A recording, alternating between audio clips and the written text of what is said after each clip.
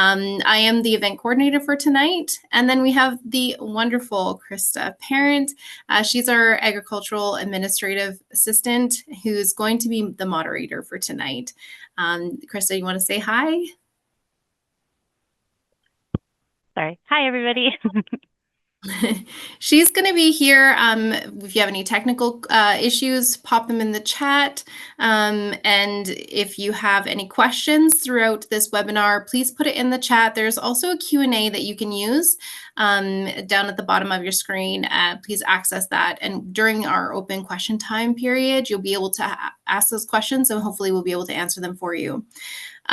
Chris will be watching out for those questions, and she'll be monitoring those question period times.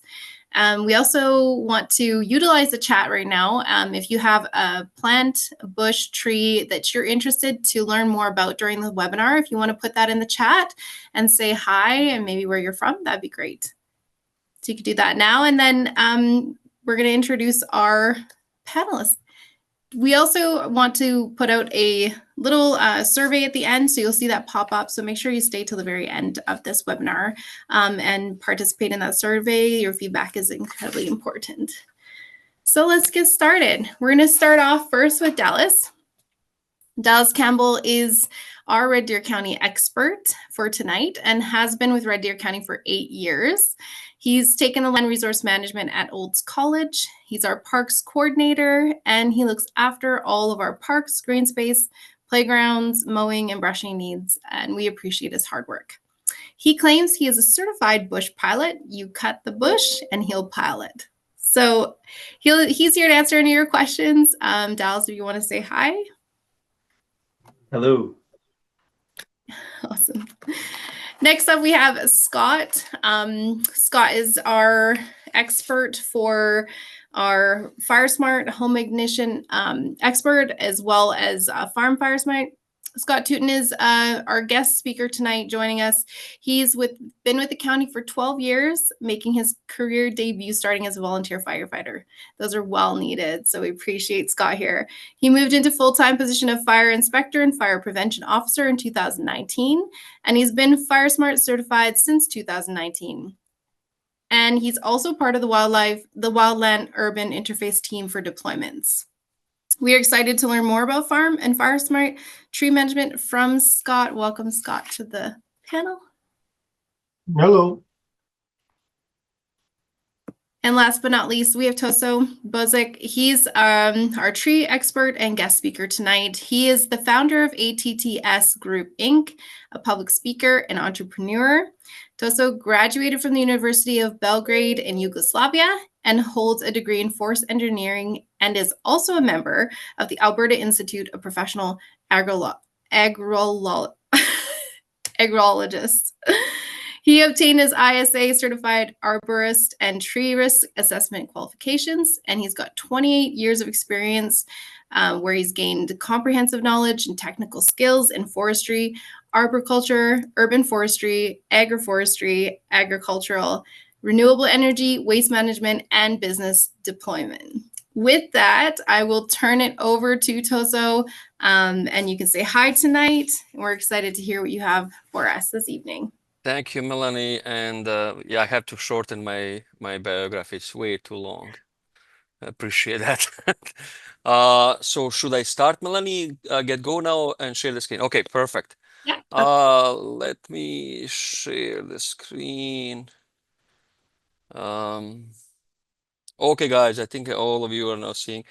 Actually, I would like to first start with thanks to the County of Red Deer to invite me for this webinar tonight, and I'm especially really pleased to see the Scott Tuton come and joining and talking about FireSmart and fire. As you probably know, in last probably 10-15 years, we get more and more forest fire in agriculture zone, and they're getting more bigger and more devastating one way or another. And I know that Scott is gonna present lots of great information to you guys and residents. Again, I want to thanks to Agriculture Service Board and ASB whole team, including Melanie and Dallas and Corey and all of the other staff in the county. I will cover preparing the trees for fall and winter. We haven't got the snow here in Edmonton. That's where I am. And but seems to me we get more snow. So some of the things that you might not be able to do it, helping the trees to get through the winter. And the most important thing is what you can do with the trees and actually prepare your trees around your home and farms to avoid potentially for the forest fire in the springtime. And there's a little few things you can do it. Okay, let me try this now. Okay. Um, as Melanie said, I've been doing this for 28 years. If you Google my name, you're gonna find a gazillion of information. I used to work for provincial government as a woodland specialist and agroforester for 20 years.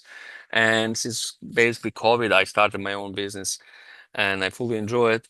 I provide a range of the services to the people across the Alberta, moving in Saskatchewan, and I was in Winnipeg last week as well, doing some work over there. And it's really boils down to several things from arborist.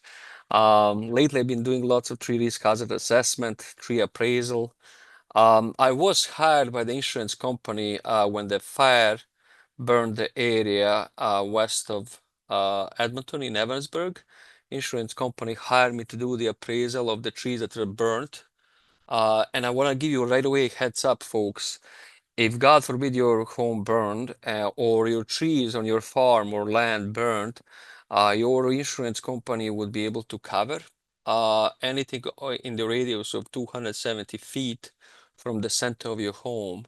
You would be eligible, depending on the insurance, up to 75, but most likely up to $50,000 to replace the trees around your home and do the landscaping as well. So there is a bunch of things you can find, lots of information about myself over there. You have this QR code. If you have an iPhone right now, you can scan this QR code and go on my website. You're gonna find the blog, and under the blog, you're gonna get quite a bit of information that I write. I try to write every 2 weeks, but sometimes I do travel a lot. I told the group since March of this year, I made 88,000 kilometers in driving alone. So, and this is probably my sixth. I delivered probably what 45 workshops, and probably I'm gonna deliver other 20 webinars alone this year. So tomorrow actually afternoon, I'm in Cedric in Flagstaff County. So if you want to get more information about myself, please again scan that QR code and you can get lots of information. Yes, before I actually go in my contact, you guys have a wonderful staff, and county already pay me for the service fee on annual basis, guys. If you have a problem with the trees, with insects, diseases, any questions coming to about trees, contact your county, and usually goes to Dallas or some other staff. And if Dallas doesn't know what's the problem, he then send it to me, and then I help out Red Deer County, but also private landowner. So how the system works, any question come to the trees, my advice to you, first contact the county, and they will definitely take the call and deal with it. But if they don't know what it is, then they contact me. Okay, I always start with key messages when it comes to the fall, and you're gonna see this slide in the end of my presentation as well, and what I try to cover. It is this time of year to remove the leaves. Now, you only remove the infested leaves, and I'm gonna cover some of the diseases that you might had during the growing season. And I know Dalla sent me a few photos and some of the problem with some diseases. So it's the best time if you have some of the diseases, it's best time to remove the leaves, because if you leave the leaves that are infested with diseases in the springtime when it's rain and wind, it falls on those leaves litter and then basically bounce back on your tree and can further damage and kill your tree. So it's most of the time I suggest don't, if you have a healthy trees and lots of leaves, don't remove them. They are perfect insulator for your roots and perfect also enrich the soil. But if you do have some diseases, it's best time to remove some of those leaves and not to have a problem in the springtime. Water, water, water. I know it temperature already drop below zero, but I still believe you have a lots of time to water your tree. That's the best thing you can do to your trees, because right now we have a dry fall as usual, and if you test your soil, it's pretty dry. Yesterday I was cleaning with my yard, and I looked in my garden completely dry, even though I was watering quite a bit. The water that you put now, it's not going to just protect your roots of your trees, but it's also provide the moisture desperately needed in the springtime. Because again, most of the time in spring we don't have a lots of rain, and it's very dry, and that's why we have a lot of time forest fires. So watering now is gonna help protect the roots, but also it's gonna help the trees when it's spring get a little bit warmer. That water is gonna start flowing in the trees. The moment water flows in the trees, it reduces the risk of the fire that tree is gonna burn. So it's very important that you right now water, and especially if you have a too dry that you see the cracks on the soil, water your trees slowly. And I'm gonna talk to you, show you how to do it. Wood chips, that's the other one. It's incredible protection of your roots. I said to anybody who plant the trees, it's a must. And you might do also water over the wood chips, and that is gonna slowly perlocate in your soil. Also, wood chips actually come to the fire. Is actually also, it's not combustible as the dead leaves and other things. Because most of the time when you look in the wood chips, it's a lots of moisture. It's called a lots of moisture, matter of fact.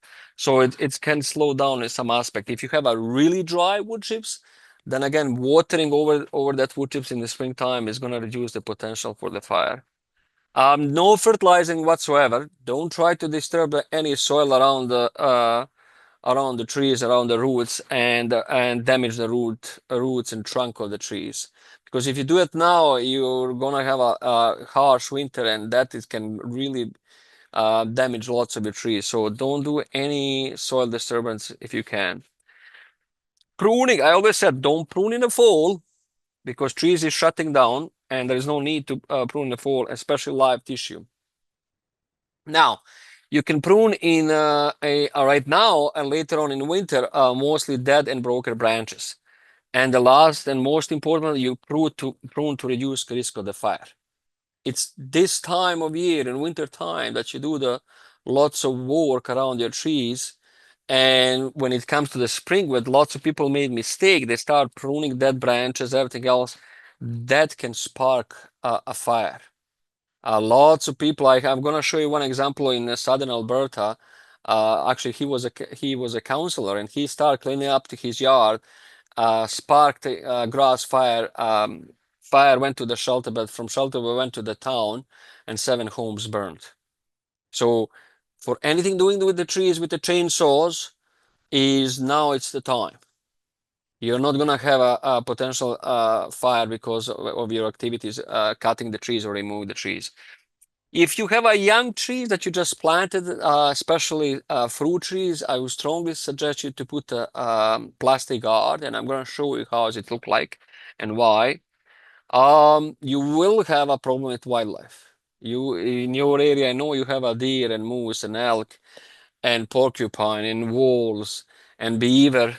That will all of the things that you did during the summertime and taking care of your trees, you might have a high moose or deer population can really damage your trees and basically kill your trees. So be prepared for wildlife.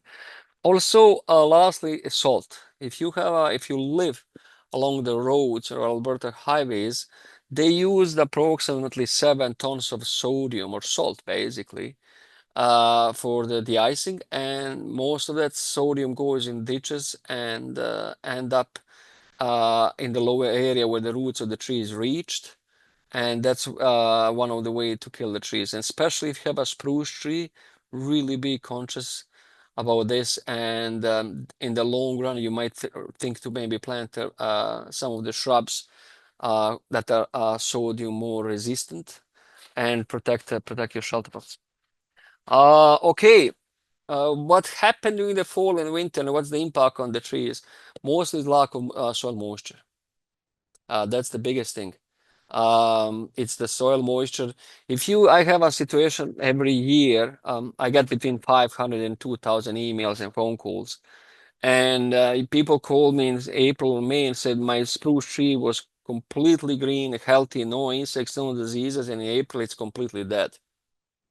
And the reason why is that it's the cold air getting the root system.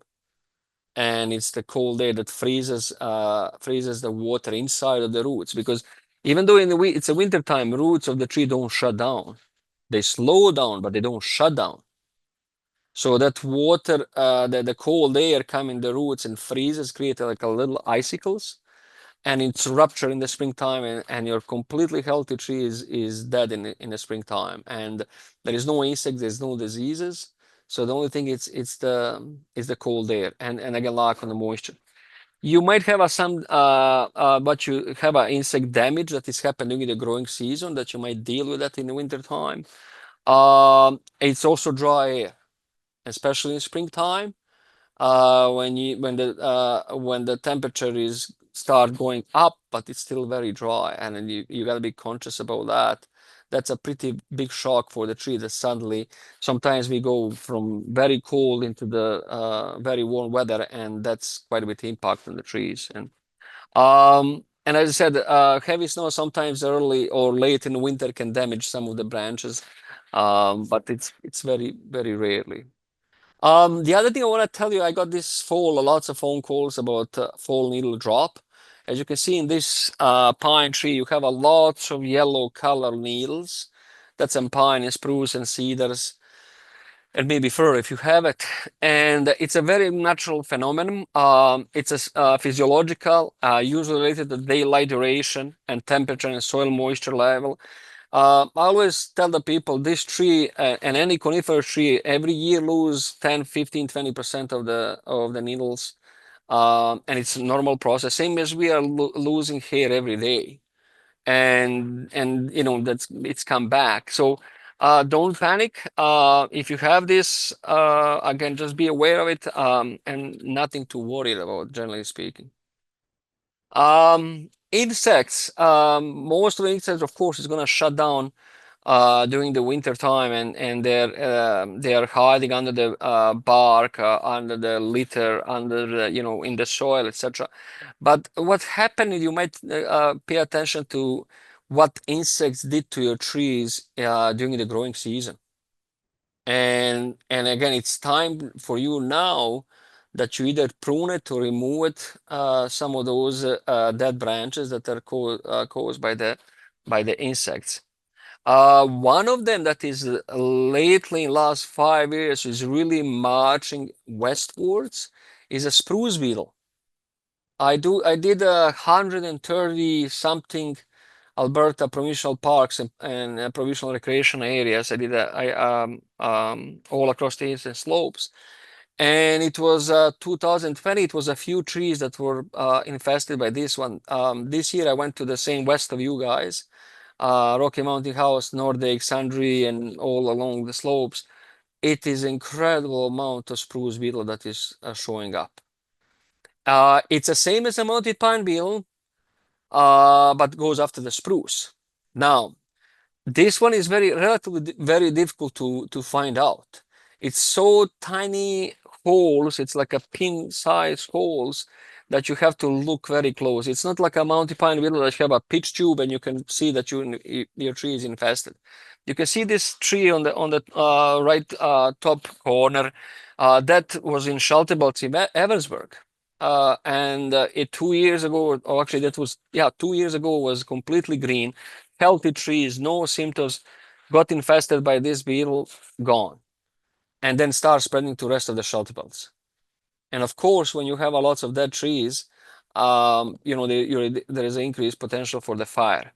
So be very conscious about this one. If you have it, check in winter time. If you need to remove dead trees, cut them, but don't stag them. You have to peel off the bark to expose the bark and this little beetle to expose the cold winter. If you keep it and just under the firewood, the beetle is gonna winterize in a firewood blocks, and then gonna come back and fly to the healthy trees. There is no insecticides, same as for the mountain pine beetle, and again, it could be very deadly for your if you have a spruce trees. So really pay attention to this one. And in wintertime, if you see that they are dead, remove them. Make sure that you remove them. This is how they look like, and it's a very. If you have a lots of woodpecker like a holes all along the trees, and woodpecker activities in your trunk, that means you might have this beetle. So just be aware of that. The other one goes usually on the smaller shelter belts, which is very similar as a spruce beetle, but they go usually killing on the top of the trees, spruce trees.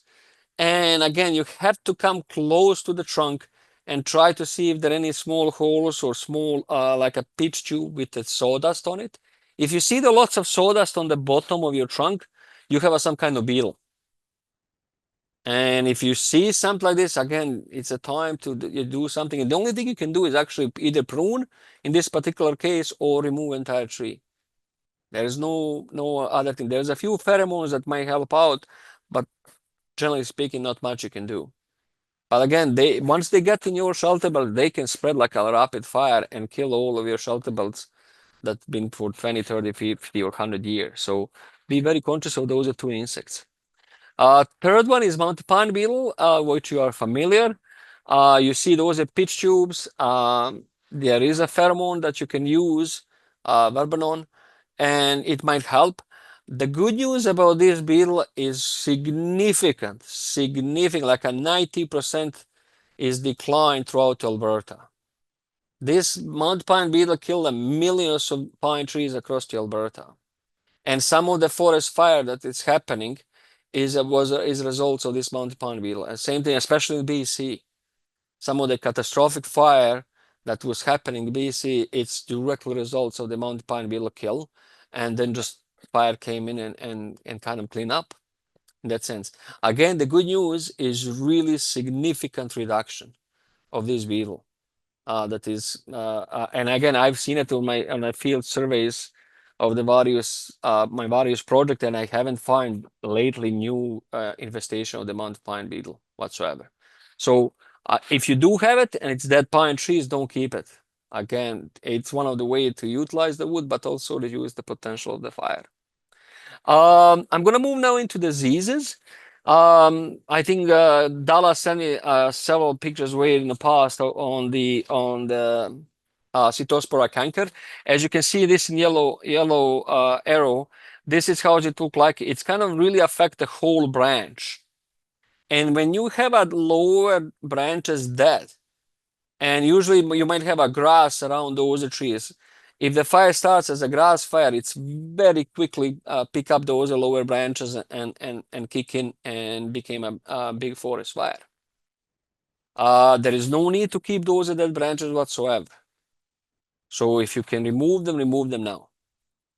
They are dead. They don't have a function, but that is going to reduce the spread of this really.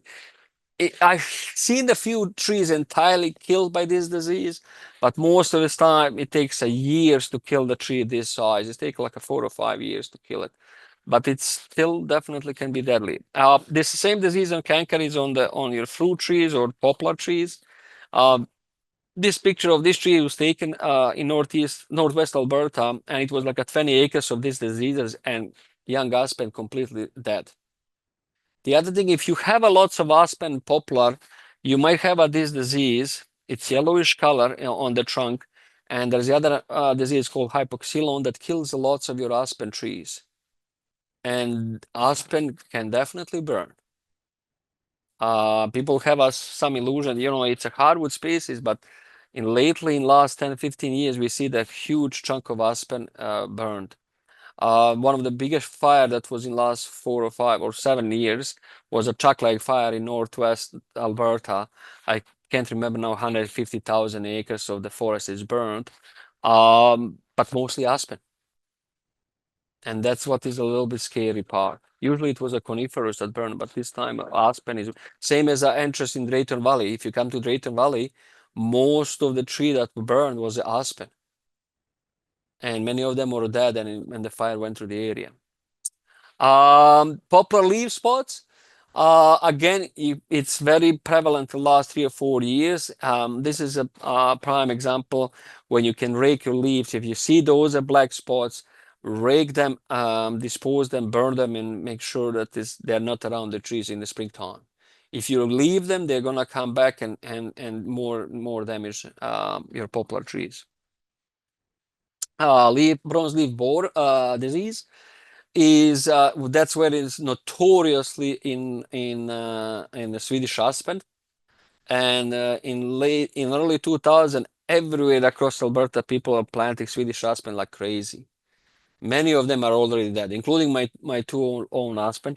But this one is also very deadly disease, and you're going to end up with lots of dead trees. And my message to you: don't plant that we call monoculture. You have a shelter belt like down below. Don't ever do that. Put many different species, but don't plant a monoculture. If you do have this one of the things that you recognize this one, the leaves of this disease, you're gonna find in winter time. So when I walk in Edmonton and see the lots of brown leaves on the Swedish aspen, I know right away it's this disease. It's the leaf doesn't fall off throughout the winter. Usually maybe down in the springtime later on it fell off. But if you most of the leaves in the healthy trees already fell off. But if it stay for a long time and brown, you might have this disease. A fire blight.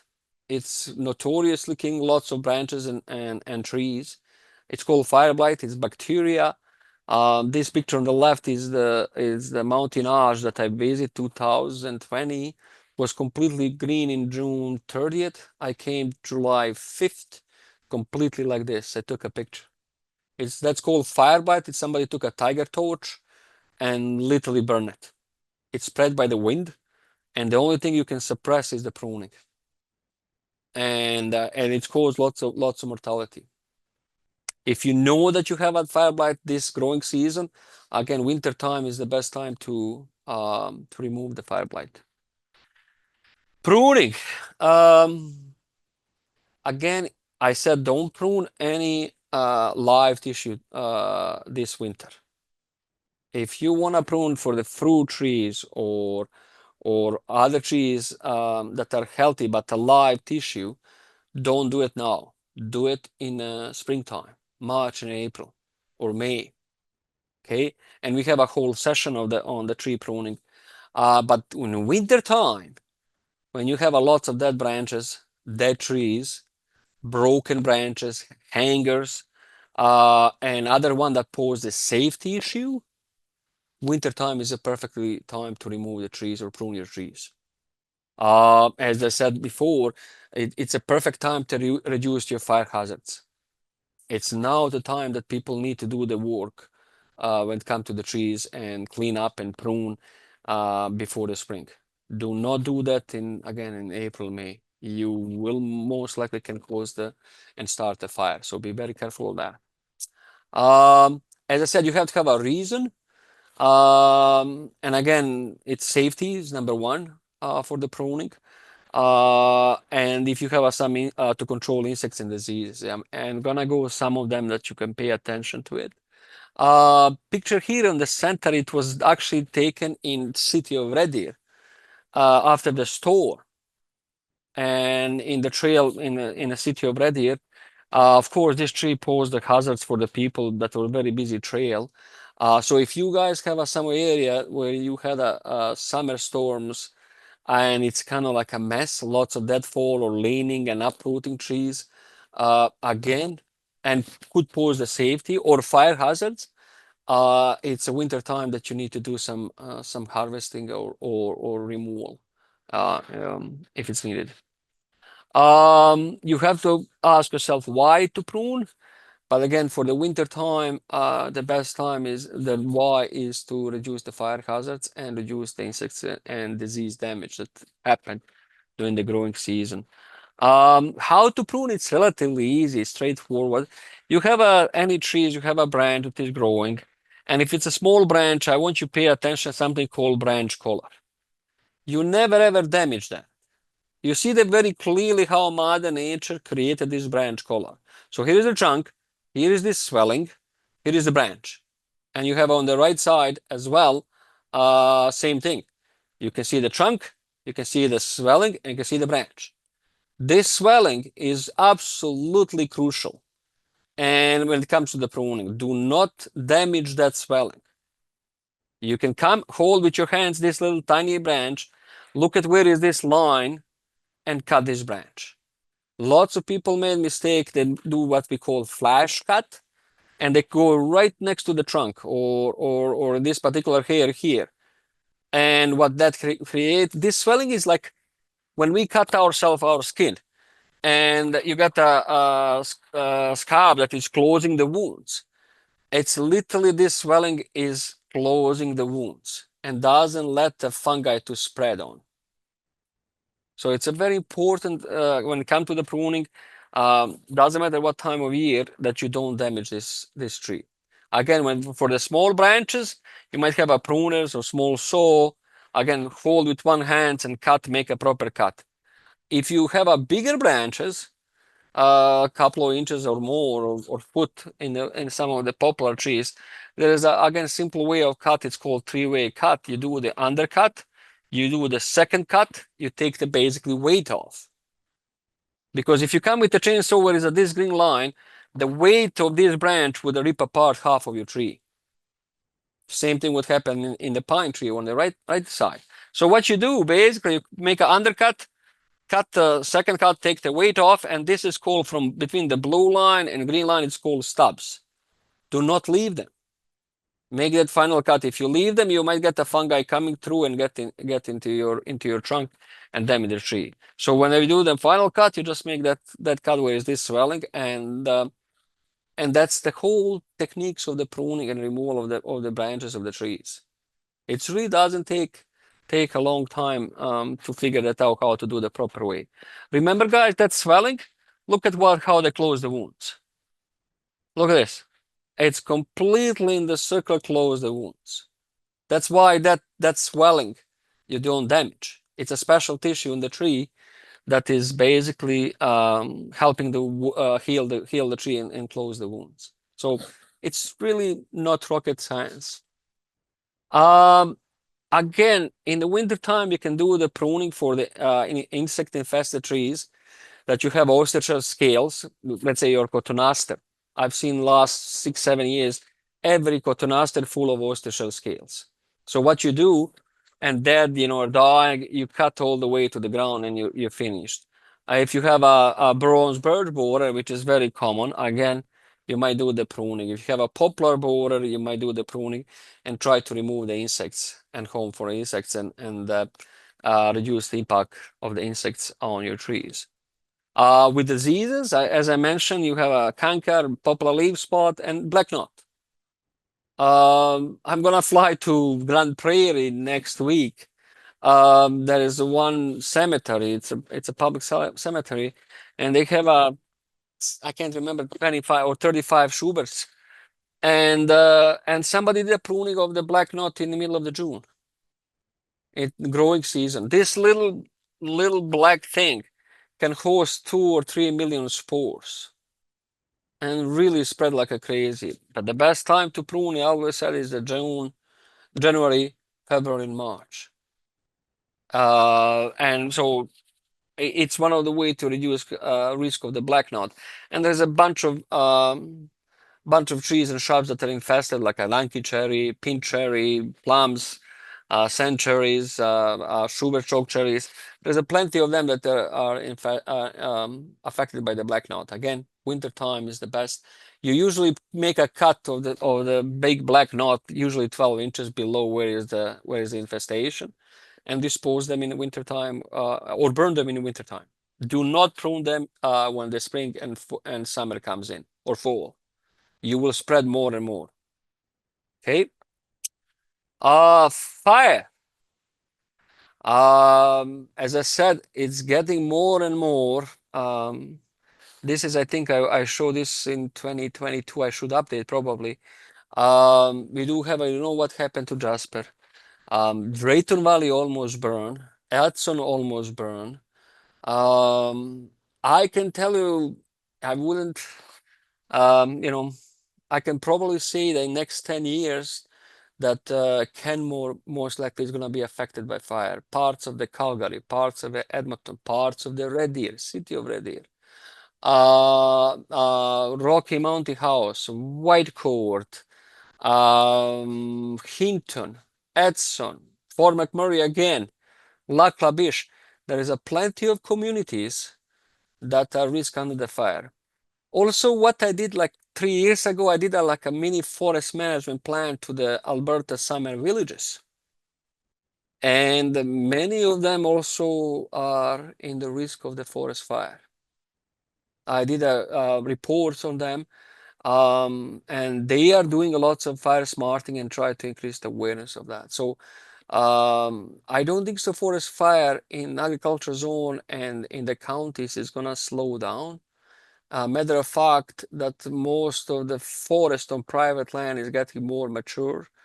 It's gonna definitely increase in your county, most likely the incident of forest fire on private land. I think I sent the email to Scott and Dallas based on inventory, how much private forest exists in Red Deer County, and vast majority of them mature, over mature, and it's ready to burn. So you gotta really be prepared. And again, I can't stress enough that I'm so glad that Scott is here, that really the county of Red Deer taking proactive measures, educating people. Do you know, guys, how it saddens me? Last year in 2023, I was giving 25 workshops, and parts of my talk was a forest fire in Yellowhead County, in Brazeau County, in Sturgeon County, many counties that burned. I have a situation, I'm giving the presentation in Yellowhead County. 10 days later, they start burning, same as in Brazeau. So really be conscious about this. And as I said, I'm glad to see that Red Deer County taking really proactive steps addressing issues of the forest fire. On your east side, and much more is where it's more flat area, or you don't have lots of trees, you might have a prairie fire. I would like to let you know that prairie fire, I personally were way more scared of the prairie fire than the forest fire. Prairie fire moves much faster. When you have 100 kilometers per hour and wall of fire that you see in the middle picture and going to you, there's nothing to stop. I just gave it today to special area, and I told them, please don't remove the windbreaks. Please don't remove the all of the natural bluffs of the forest that they have in the area, because that's that when the prairie fire comes and burn, that's trees is naturally stopping the fire to spread. It takes way more energy to burn the 4-inch poplar trees than dry prairie grass. And I was getting the talk 2 years ago in Provost, and one of my participants said, my husband is a firefighter, volunteer firefighter, and he said, yeah, I'm not sure about that. So that was, I gave a workshop from 1 to 5. I was going back to Edmonton. She sent me pictures 11 o'clock at night, actually video. And her husband was fighting the prairie fire. And literally he wrote, we only fought the fire when it hit the trees. And that's one of the way to slow down the prairie fire. The heat of the prairie fire, folks, is 4 times higher than the heat of the forest fire. That lots of people don't know that. So be very careful. On the right pictures, it was in MD of Willow Creek. He was a counselor and working on his yard, and have a shelter belt caragana. Caragana is extremely flammable species. And I'm gonna show you this, guys. Caragana really very easy to catch the fire. So it catch the shelter belt caragana, jump into the other grass, went to the town and burned 7 homes.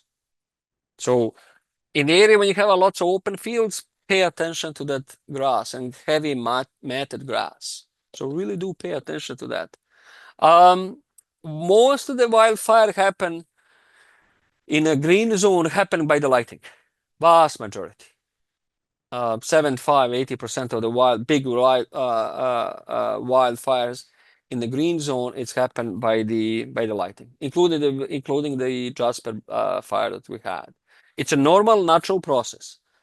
Forest fire and prairie fires are extremely beneficial from ecological standpoint of view. Extremely beneficial. All of the forests that we have existing in Alberta, it's a result of the fire. Fire comes, burns everything, new stuff comes back. And all of what is burned basically enrich the soil and forests come back. Now, in the agriculture zone, where most of the farms are, where the people live, most of the fire is caused by the humans. And for the, power lines go down, campfires, working around the industrial facilities or working on the yard, etc., is mostly caused by the humans.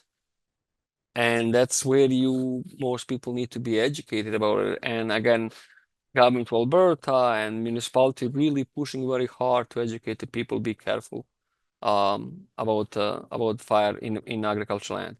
For any fire, there's three things that you have to be aware. Fuel, therefore you have to have either grass or trees to burn, and smaller grass and twigs and branches ignite very quickly, like instantly. Especially spruce and some other one. Oh my God, it's instantly. So you have to have a fuel. The other thing what you have to look at distribution of the fuel. So when I look at let's say Red Deer County, I looked at where is the forest and what kind of forest is there, and how old, what species, etc. The third thing I'm looking how much dead material is on the forest floor, or there's lots of trees that are leaning on each other, and I'm going to show you some photos on it. That's extremely important to know. That fuel, that material on the forest floor is one of the major causes that fire go like crazy, and became much bigger. You have to be conscious about weather. We call 30-30 cross rules. It means if you have a humidity below 30 and wind speed over 30 and temperature above 30. Said that in last 6-7 years, when we have a cold spring and temperature doesn't reach 30, but we have again Drayton Valley, Yellowhead County, Edson, temperature were like at 20 degrees. But the reason for that was a cold spring. The water couldn't flow among through the trees through the trees and leaf out, and that was the cause of the fire. So, but of course, if you have a plus 30 and humidity below 30 and wind speed over 30, it's a perfect condition for the fire. Topography. Pay attention where do you live and surrounding area. The fires are much moving uphill much faster. If you live in a valley or coulees on the bottom, or on the top, for matter of fact, and the fire starts and create that wind tunnel and goes uphill and goes very fast. It might come to your yard. If you have a home on the plateau, fire can come very quickly to your property. And you have that transition. I have one assessment that I did in Yellowhead County. It was acreages, 20 acres, and along the Pembina River. Forest fire jumped in the middle of the slope of the Pembina River and went uphill and spread into the several acreages. Right, and acreage was right along the Pembina River. So I know in your area some of your recreational properties or acreages are close to the river. When you have some of the slopes, really pay attention to this. Because again, that slopes really speed up the fire. Again, narrow valleys and canyon, of course, increase. Usually in northern aspects and slopes, it's cooler. If you look along the river valley, anything facing south on the slopes is either a shrub or poplar or grass. Anything facing north is usually spruce. If you're entering into the Drumheller area, you're going to see on the northern side, you're going to see the spruce, and in the south is cacti because it's cooler. So again, you have to pay attention to the topography. One of the biggest thing that you guys have to be aware is ambers. Ambers can be thrown away like up to 2 kilometers. We know that in the forestry, when the Fort McMurray fire burned, they didn't believe that it's going to jump at Athabasca River, which is half mile. It was easily jump and went to into the city. We have in some other fires, to my colleagues telling me, 2 kilometers away, the fire sparks burn, pick up by the wind, end up in the people's homes. So how does it work? That ember, you have a home and you have a gutters. It hit, wind, carried by the wind, hit your shingles and roll down in your gutters. And you have too many of them, of course, catch the shingles and then became a fire. Or in some cases, it gets stuck on the shingles and the fire start burning. Plus, if you have lots of on the ground, you have a grass or a bunch of other flammable things. So it's the embers that you really have to pay attention. And one of the best way to fight potentially embers coming into your property is put the sprinklers. Sprinklers on top of your houses, top of the facilities. Make sure that those sprinklers are not run, or your pumps not run on electricity. You might lose electricity. I was at the Sturgeon First Nation. Of course, they lost electricity. Actually, power poles entirely burned, and the power line, like it was a 3-phase power lines along the Highway 43. Power poles entirely burned. So if you need to have a sprinklers and have for the water, access to water, make sure that it's a gas run, that you can control that, because you may not have electricity. But really pay attention to those embers. If the fire is 2 kilometers away or kilometer away, really pay attention to them. For the FireSmart, we divide properties in 3 zones.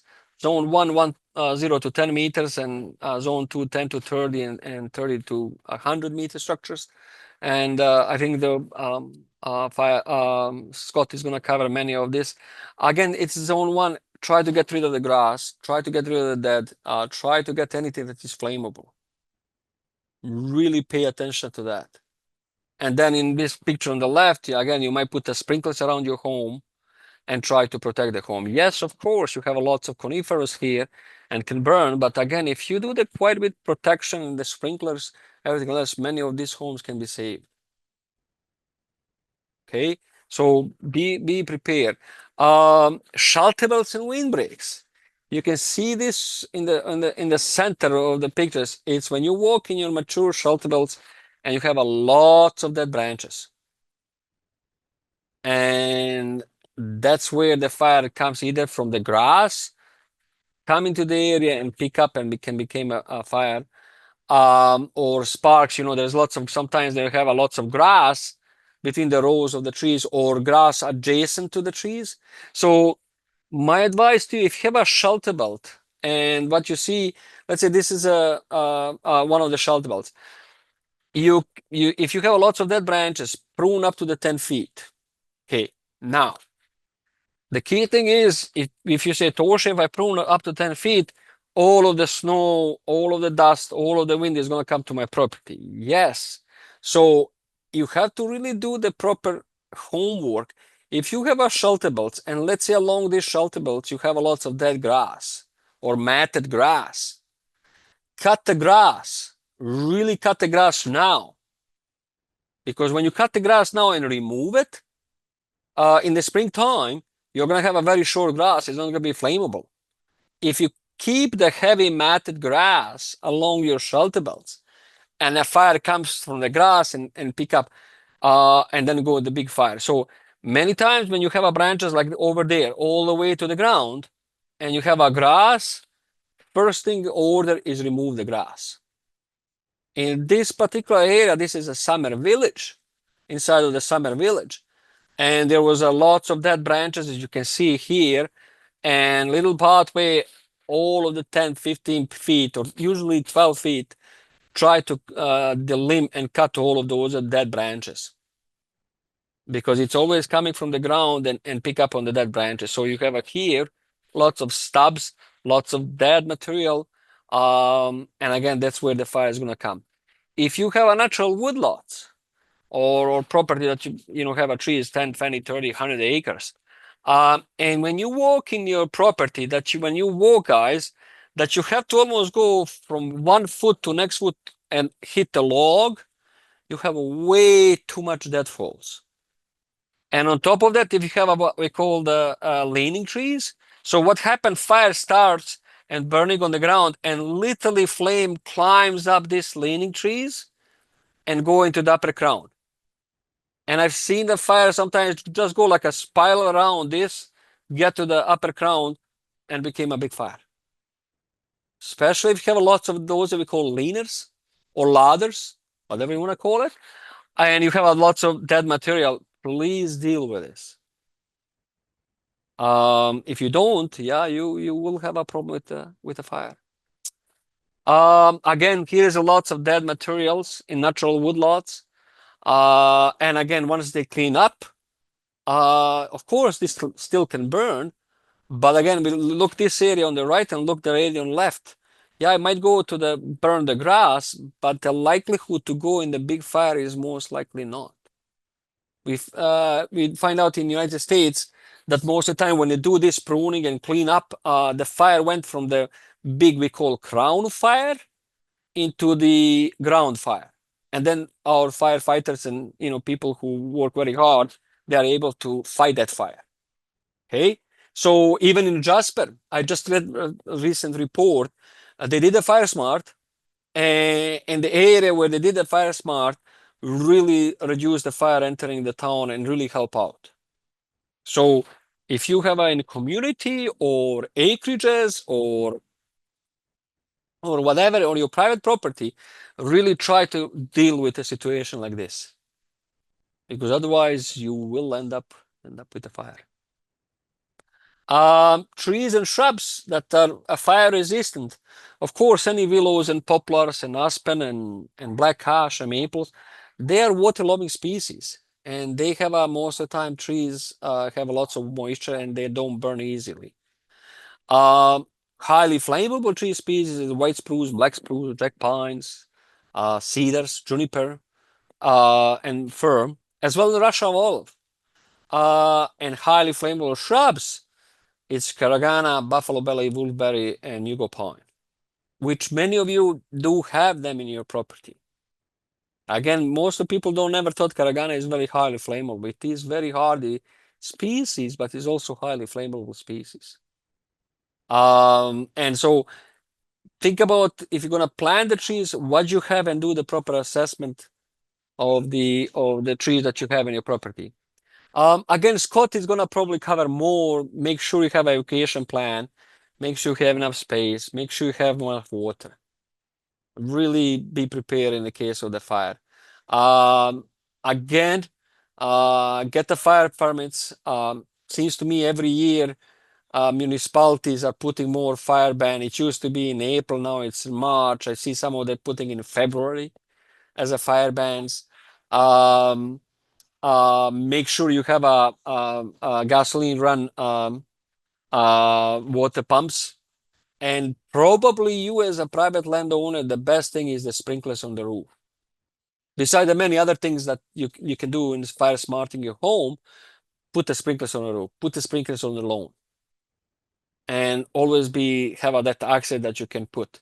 Again, go to Yellowhead County when I asked them, and one of the guys said, yeah, I put the sprinklers and really saved the house. It's burned the surround trees, but it didn't go to the house. It really did save their house.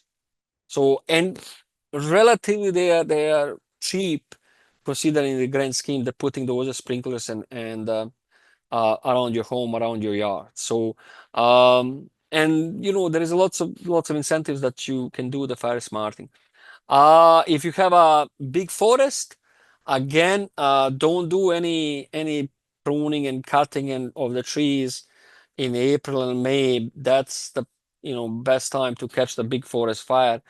Have access trail if you can to your property to access, because many times one of the challenges we're finding out in a forest fire, in track-like forest fire, it was a moving of the livestock, but also firefighter didn't have access to the trails.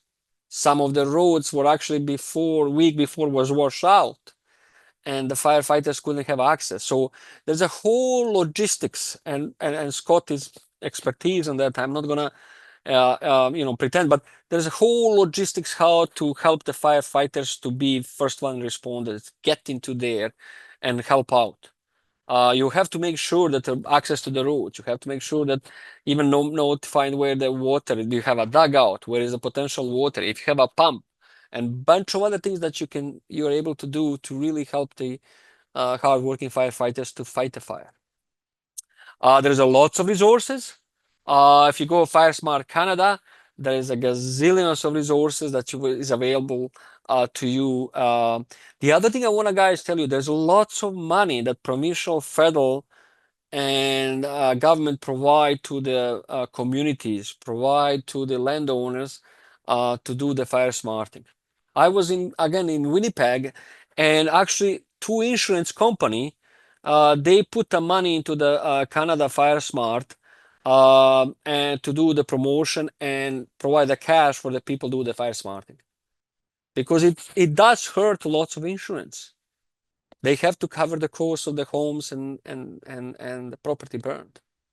So it's their best interest as well. Utility companies also are extremely aware of the fire, and they will do also help out as well. If you have a shelter belts or trees with close by power lines, really give a call to them and ask them to deal with it and look at potential risk of the fire as well. Now I'm going to shift that also can cause the fire. It's a drought. We have them drought on and off 21, 23 fall, and pretty much every fall we have a drought. And there is a bunch of symptoms of the drought on the leaves and needles and trees that you can see that there's the drought. And of course, the drought is an irreversible process for the trees. Once those leaves died, the roots are dead. They're not going to come back in most of the cases. And again, by having lots of dead trees will increase the potential for the forest fire. The biggest thing come to the drought is the soil drought. The roots of the trees are like an engine. And the roots of the tree, if you have a healthy soil, you have a healthy roots, you will have a healthy tree. And what happened during the drought, most of the soil act and it's kind of pack up and doesn't let easily moisture come in the soil. It's the soil drought that killed the small fine roots. That's why I'm telling you, water your trees now. Water slowly, water as much as you can. Make sure that you don't overwater, of course, but it's also seal the cracks. And that if you put the water above this tree, water is gonna go around the roots and became a perfect insulator around the roots. Same as the snow. It's a perfect insulator. Doesn't allow the cold air coming to the roots and kill your trees. Okay, so it's really important that you understand how much it's important to check the drought in the soil, not just what is above the surface, but in the soil. Friend of mine, my dear friend Lindsay Bell from Lethbridge, 33 years working in the city of Lethbridge, he sent me the email, text message, said, Toso, my elm are declining. And he sent me a couple of pictures over here, and he said that all of the neighbor watering all of those elm trees. Most of the roots of these big elm trees are actually in private properties, okay? And they've been watering, and they got the rain. And I said, Lindsay, it's a drought. He said, Toso, I don't believe you. I said, you can say whatever you want, but it's a drought. So being Lindsay Bell, he went and took the soil probe. He said, look at the pencil, and even further, was entirely drought. What happened when you have a drought in the soil and whatever rain comes in, it's go run off, doesn't perlocate in the soil. And sometimes from drought of 21 and drought of 23, it takes you probably 10, 15 days of the steady rain that is going to recharge the moisture in your soil, because the soil really kind of clamp up and doesn't easily let the water come in, especially if you have some of the heavy clay soil. And I also, on top of that, I told him, Lindsay, check the nutrients, and behold, some of the micronutrients as a result of drought are missing, which are very important for the growth of the trees.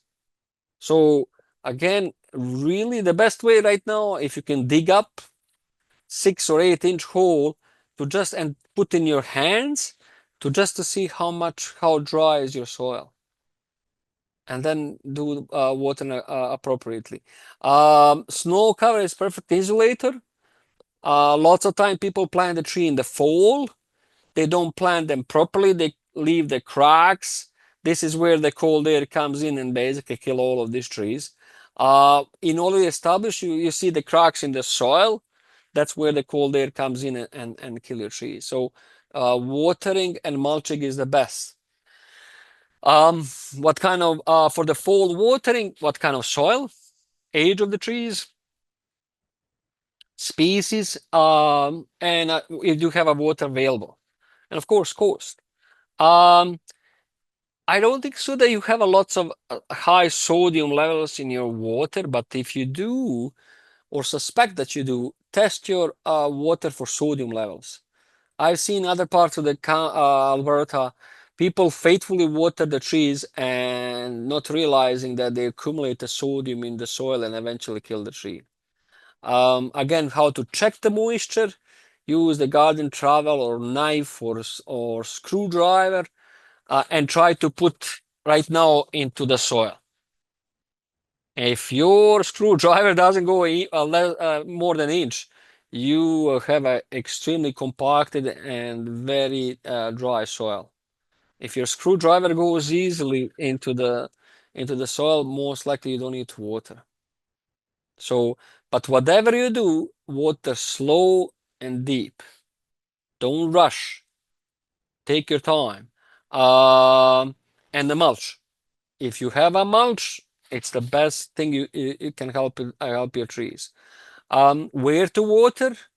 We call something drip line. Lots of people have a habit to take a hose and put right next to the trunk. That's the last place you want to water your tree, especially big tree. If you have a big tree, water tree, we call the drip lines, and this is where you water. If you have a really small tree, yeah, of course you have to come closer to the trunk where the roots are. Sometimes what I do, I take like a little spade or knife or whatever, and I just go along the tree further away and to figure out where the roots are, just to check them out, where they are and how deep they are in the soil, because we want to protect the small little roots over there. Wood chips is the best investment you can do for your young trees. Whatever you do around, especially individual trees, create a volcano. No, don't create a volcano, create a donuts. Sorry, create a donuts, Homer Simpson donuts. And look at this guy, when it was a heat dome in 2021 and when it was really warm in fall of 2023, I walked the dog around this area and I looked this amount of wood chips. I went inside of the wood chips and literally after the half inch, the moisture is there. And this also moisture and wood chips protect the roots. This is what, again, you can find the arborist wood chips. Some of the municipalities actually now giving the wood chips for free. There is also a website called Free Wood Chips or Wood Chips Drop or something like that. If you Google, you can find in your area lots of arborists posted. They said, oh, hey, I have arborist wood chips. I want to, they can deliver to you, because if most arborists to send to the landfill, it costs them money. And instead of perfect wood chips, they can bring it to you, and you can put the wood chips around the trees. So really, again, it's a best investment. What does wood chip does? The biggest thing, protect the roots from cold air and winter freezing. As I said, if your tree is perfectly healthy now and you call me in the springtime and your tree is dead, it's this. Cold air come into your root zone and kill the tree. So, and on top of that, when it's too hot, it's really moderate the temperature and help the water infiltration and retention. So it was, in this particular case, humongous water retention. There was several trees nearby in the private properties that didn't water. This tree did not feel any heat dome issue. They were doing just fine. So put the wood chips. Animal damage, porcupines, deer, livestock. There's lots of things can kill your trees. Sapsucker already probably did the damage. Don't try to do anything. It's protected by the law. Hummingbirds actually rely on the spring sap from this little bird. If you love the hummingbirds, if you have this one, well, it's a very rarely kill the tree. It's really rarely kill the tree. So I would not worry about too much. This one, moose and deer, definitely can kill lots of your trees, especially the other trees, fruit trees that you water and fertilize, and they're nice and tender. Oh my God, they can smell for miles and come and eat them. So it's a hunting season. Invite your friends for the hunting, and to try to reduce the population of the deer and moose in your property. Porcupine is also can kill quite a bit of trees. It's a part of the nature. Some people use the guns and try to control it, depending how many trees you have. But overall, it's still parts of the nature.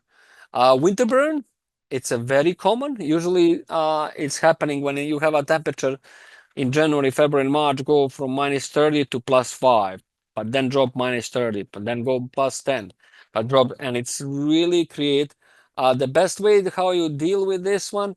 If you have a spruce or pine, go check the buds, little buds on top of each tip. Break off. If you see it's green, it's alive. It's gonna flash out like this one that you see here. If it's brown and crumble, it's dead. I have my neighbor, I always said, he has a cedar, all of them like 100% brown. I did inspection and I said, no, they're gonna come back. And he was kind of joking, said, are you kidding me? What kind of arborist and forester you are? And 3 years later, all 6 of them are completely green. So don't jump. Again, mulching and watering. And then in springtime, you might do fertilizer, especially nitrogen, to try to boost the green area. Dieback, it's most of the time happen when you have a not hardy species introduced in your property, and every year dies back. The only thing you can do is prune and enjoy it. I have my silver leaf maple. Every year it grows like crazy, 4 or 5 feet branches, and then 3 feet of them died. I pruned them, but now it's what 7 inches and 30 feet tall. I love it. I enjoy it. So yeah, I have to deal with the dead branches, but it doesn't bother me. Sodium. Herbicides and sodium, folks, is responsible for 50 to 60% of the trees got killed. Other 35% is the drought, and everything else, insects, diseases, improper management, etc., are like a 5%. Sodium is very, very common killer. So pay attention. There is some more salt tolerant species that you can choose, but again, it's something that is very hard to fight. Okay, sunsclad. So if you have a very highly valuable fruit trees or other trees that has a very thin bark, all fruit trees has a very thin bark, including also ash, maples, and linden and birch. You might find this we call a plastic guard. Sometimes they come in the strips, sometimes they just go like a tube.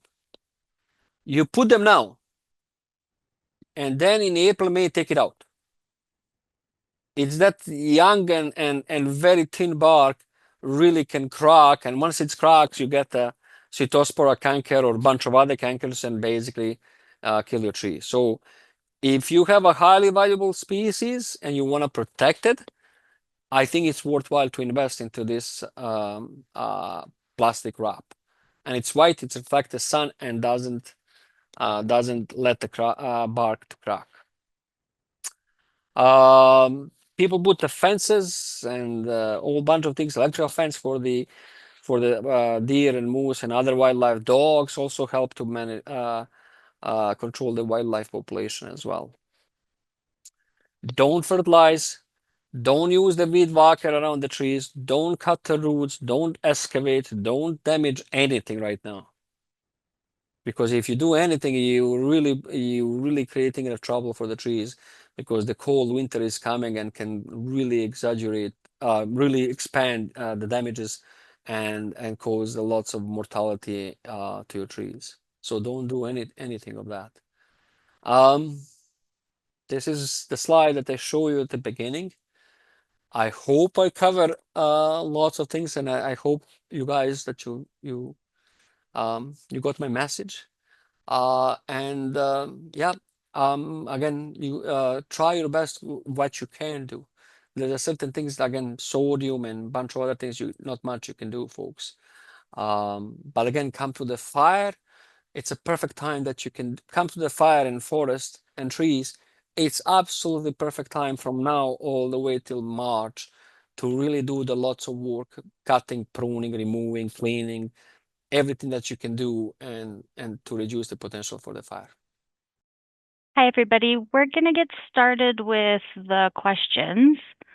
So Toso, I'll read the ones that are in the Q&A, and then we also have some that came through the chat. So are you okay if I'll read them out and you can go ahead and answer them? Oh, yep, go ahead. Okay, perfect. So from Ed Gross, my question is regarding a mountain ash that has dying areas and how to deal with this. Hi Ed, we need to figure out why they're dying. What's the cause? Is it disease, or is it fire blight? Is it some insects? Is it we call environmental drought and a bunch of other things?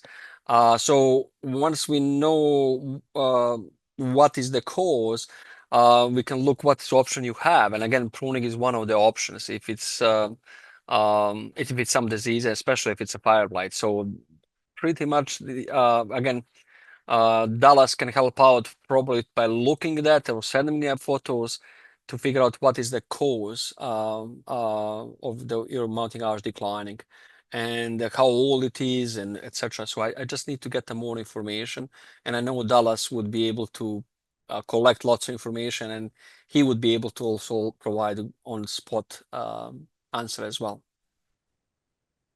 For sure, if you have a picture, I'll type in the email here and feel free to send us a picture. We will look at it. Yeah. Thank you, Toso. Okay, from Pearl Campbell, I have a cherry tree which looks like it died due to possible deer rubbing antlers and removing the bark.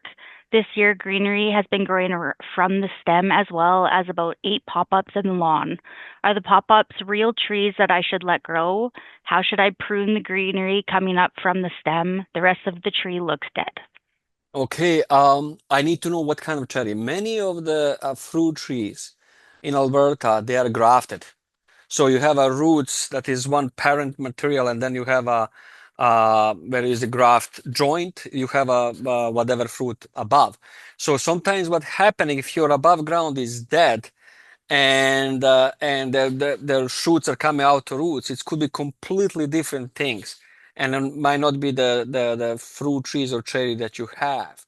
So again, I need to know what kind of cherry do you have. And all of those are popping up from the roots on the lawn is most likely coming from the parent roots that most likely is different than what you see above the ground of your cherry. So keeping them, you're not gonna get a cherry that you already have. Now there is a few exceptions. One of them is average cherry, that they have an original root system and they can sprout and became a new tree. So really, I need to know what cherry you have, and then we can clearly tell you, okay, yeah, all of those new shoots are useless, or maybe they are valid and you might keep them. So let us know what kind of cherry you have, and again, send a couple of photos and we can look into that. Thank you, Toso. From Stefan Ejak, is there a good resource for learning to identify and manage landscape plant pests and diseases? I have a small side business doing residential pruning and would like to be more proficient at pest disease management.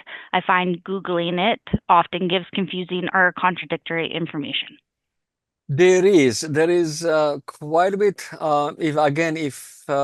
If you send me the email, even Red Deer County, City of Red Deer has an extensive pest management guidebook, and with the pictures and lots of photos. So if you even Google City of Red Deer pest management, which most likely that's where you live, they have I personally use them. There is several books that I use quite often.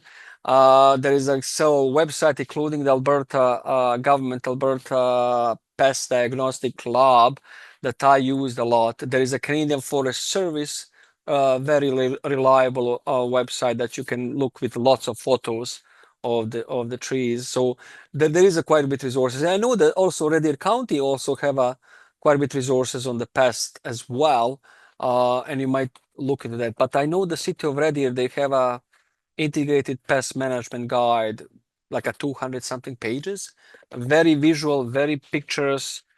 You cannot miss that. But in any case, either send email to Dallas or myself, and we'll provide you lots of very reliable information resources for you for the pest. Okay, I just want to add, there's a couple questions here that are more related to fire permits and FireSmart, so I'm going to leave that for the question period with Scott. But there is one more here. Is there an illustrated book on insects and diseases in Alberta? And that comes from John McLevin. There is. I use like 3 books, Insects and Diseases for the Prairie Provinces, and there is a smaller version, and it's like, I can't remember now, $20 or $25. I use them usually from March all the way to October. It's in my vehicle, in my bag, and everywhere. And I use a book, and again, you can order that book for $25. It's a very handy. I believe there is a few other resources and little booklets that you can use that as well. But that one little book, Insects and Disease for the Prairie Provinces, it's really handy book, and I use a lot for myself. So yeah, again, Dallas, again, you might find that small little booklets or guide for Insects and Disease for the Prairie Provinces, and very, very useful book that you can use. Okay, then just a couple more here, and then, oh, the hand went down. Okay, what months of the winter and at what temperature would be best to prune in the winter? What temperature would not be good for pruning, for example, -30? Most of the time when it's really cold, what happens when you prune and you make a cut, sometimes it can crack the branch. So you gotta be, sometimes if it's really, really cold, you gotta be careful on that. So sometimes that wound, and it's very usually either dry, and when you make that cut, sometimes can a little bit make a cracks on the cut in that sense. So and it's not easy to prune in -30 either. So come to the black knot again, and other diseases, everything else. If you can go in -10, -15, it's pretty safe. It's not that cold. It's not gonna make a major damages to the trees or shrubs in that sense. So don't go to really cold period. It's number one, it's very hard. Number two is it could create a little bit cracks and damages on the cuts that you're making. Okay, a couple more here. Is fire prevention the only reason not to prune in the fall, or is there a plant health reason? Can fire hazard be mitigated by taking it to an approved green waste dump site? So is it again in the fall? Why they don't? So Pruning is always stress to the tree, especially when you're cutting the live branches. So, and what is the tree respond is to grow and heal the wound. So the reason why I said to people not to prune in the fall, because trees are shutting down and preparing for the winter. So if you prune the trees, let's say in September or October, and the trees, oh my God, I need to heal my wounds, because the pruning of the live tissue is always stress to the tree. So many times when people make those, I call butchering, the flat cuts or something like that, it's right away you see the gazillions of sprouts.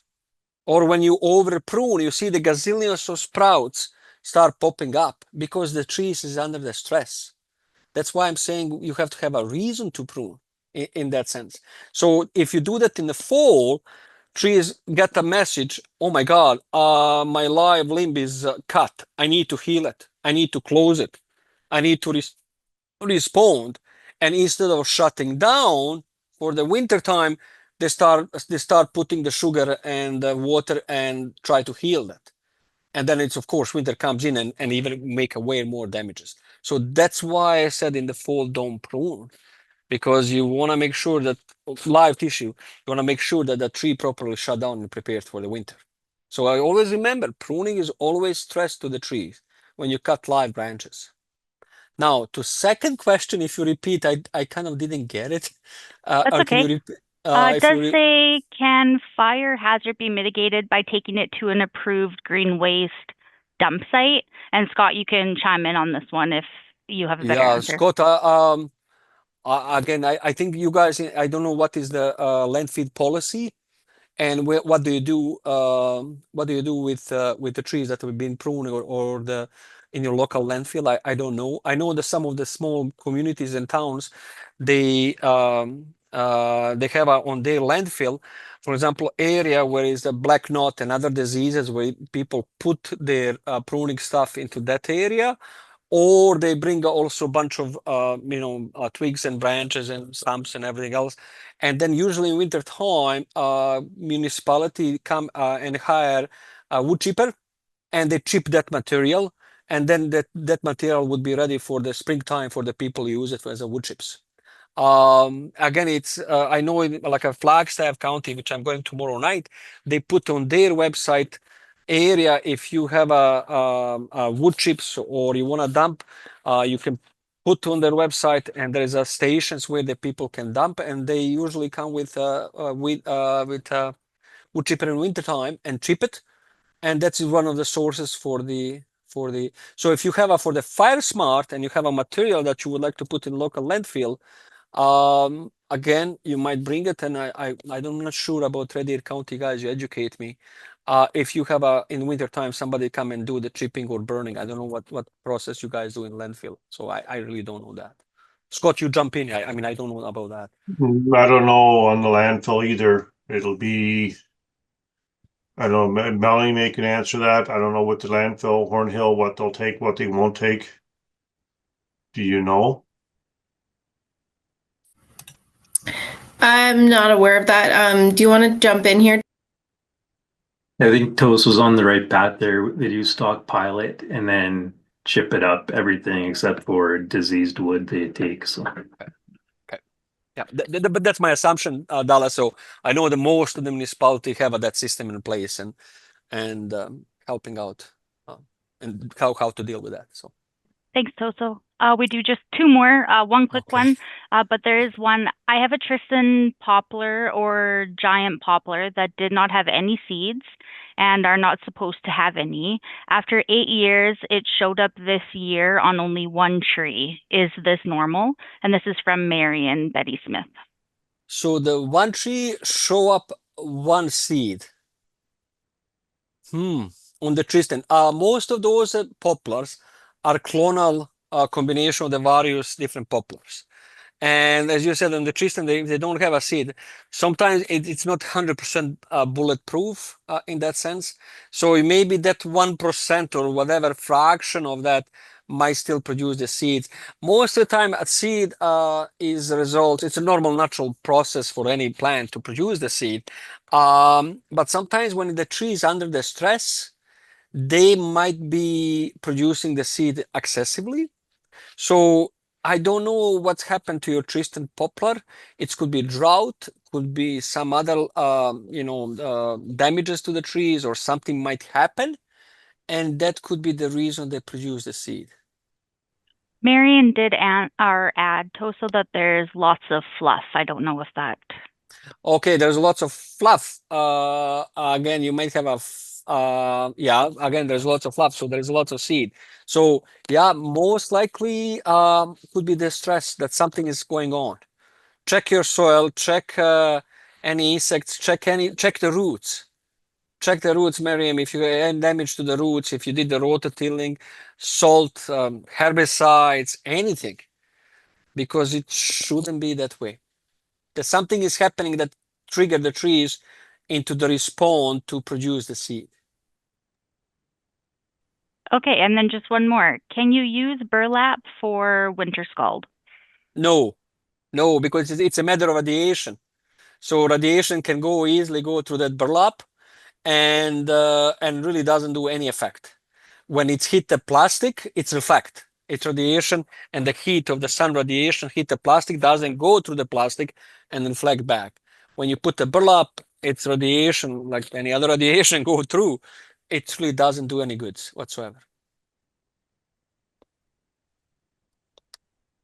And I saw somebody in the chat about spruce sawfly and spruce budworm. Spruce budworm is spreading, moving up north. It started outbreak around the Bragg Creek area, moving along the Rocky Mountain House and the Sundry, and I'm not sure if it's reached to you guys. I don't know. I look at somebody was asking in the chat. Spruce sawfly definitely can be deadly. Watch them in the springtime, and the best thing you can do, really try to soak them with lots of more. Use the insecticide soap and try to knock them off. Spruce budworm, there is a BTK. It's biological control if you have a few trees. Yeah, but that's the other insect that is, again, it's usually it started in Bragg Creek area. I did a survey there, and I find out now it's in Mount View County and parts of the Clearwater County. I'm not aware where is it in Red Deer County, so I really don't know.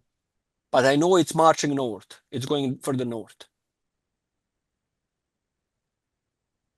Thank you, Toso. Okay. That's all we have for I just questions. have Go ahead, I was Molly. just going to say, jump in. There was someone that said aspen and black poplar are most combustible during leaf out or May. Is that correct? Do you want to speak anything on that?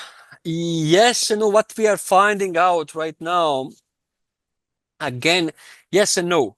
So if we have a normal that is not cold springtime, and the roots of those trees, which is massive root system, start pumping up the water. Aspen and black poplar are nothing but the water storage tank. So when you in April, May, or June and July, if you have a 2,000 pound weight of the tree, 1,200 pounds of the tree is water.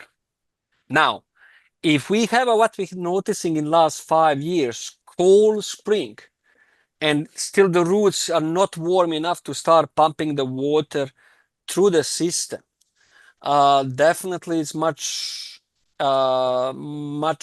more susceptible to the fire.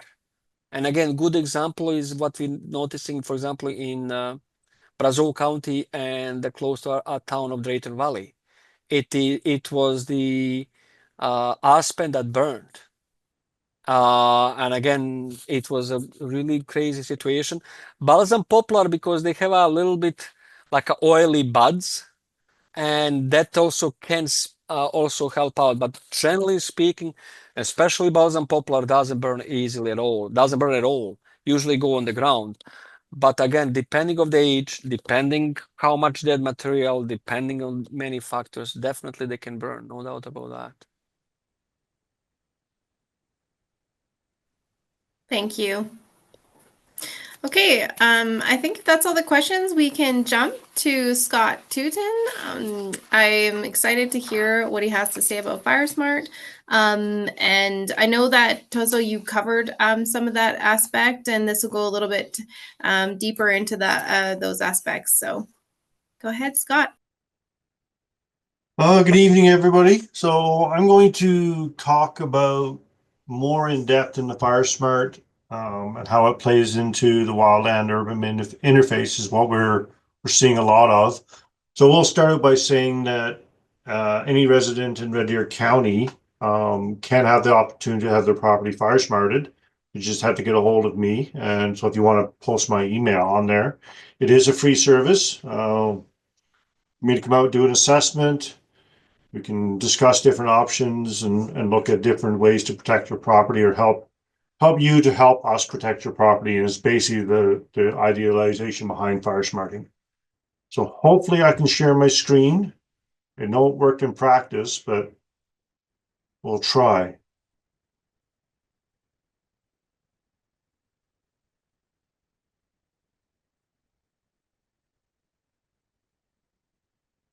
Can everybody see that?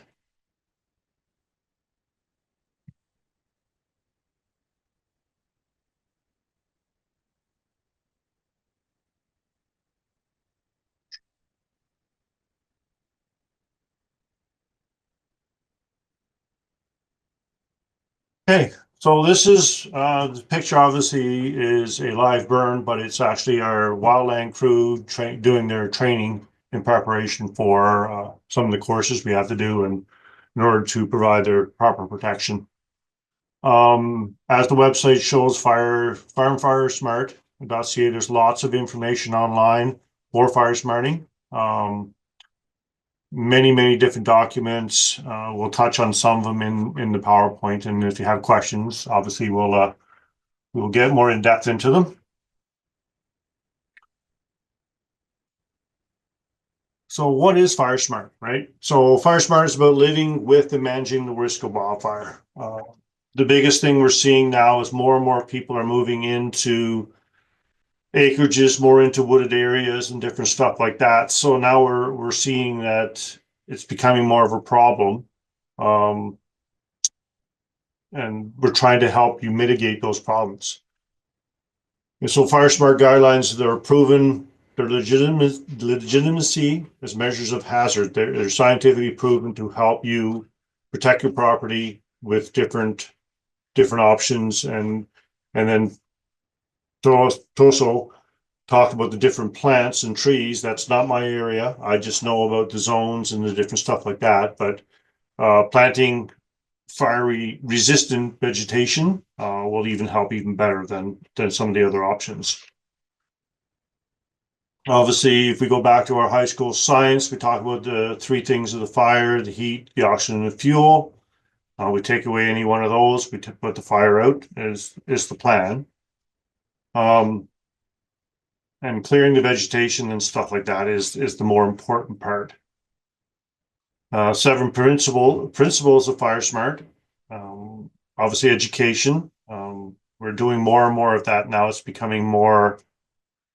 When I first started with FireSmart 5 years ago, it was still in its infancy and not a lot of people knew about it and whatnot, but it's actually becoming more and more prevalent now that we're seeing these bigger fires, Jasper and all the other fires we've seen over the last years. We were up in Red County's deployed to the north this summer up to Simo Lake Complex fire. We had 3 fires into one, and we actually evacuated and protected 3 different communities up there. So we had, and the FireSmart, what it does with the wildland urban interface, it helps alleviate resources. We had over 400 firefighters up at that site. We even had Australia and New Zealand there as well.